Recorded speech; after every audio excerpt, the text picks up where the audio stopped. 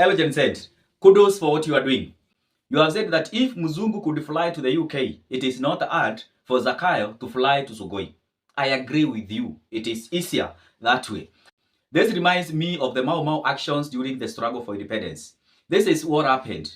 The Mau Mau went to the forest and fought for that Muzungu to leave our land and go back to his land.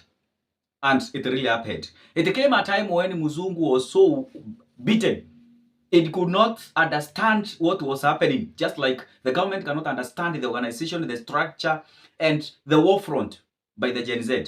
It also happened during the struggle for independence that the white man could not understand how a man without a gun was beating him, and the man was ready to hand over power and go back to wherever he had come from.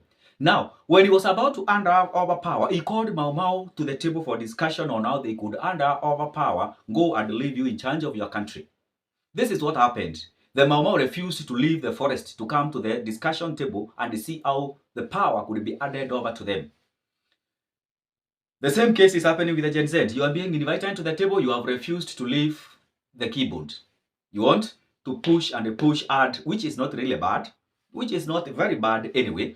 But now learn from what happened to the Mau Mau. When the Mau Mau refused to leave the forest, some people got out of the forest or from wherever they got from and went to the discussion table. That is how Kenyatta got there. Discussed with the Muzungu, he was handed over the country, went back to wherever he came from. And the country was left in the hands of Jomo Kenyatta and a few elite.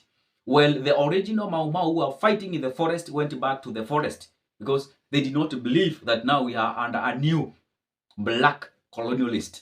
The colonial master had got back, but we have not achieved the fruit of independence. Gen Z, you can only solve political problems through 3 avenues. One is election, second is use of force, and the third is through dialogue.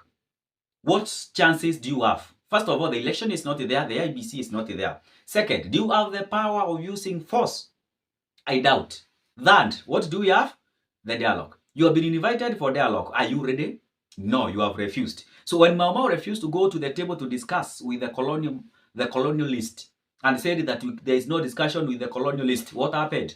A few elite Kenyans went and they discussed and the country was handed over to them. That is why the poorest people we have are the descendants of Mau Mau today. So what is happening is the same script being cast 60 years later. Gen said you have refused to come to the table. That is why Raila has gone to the table.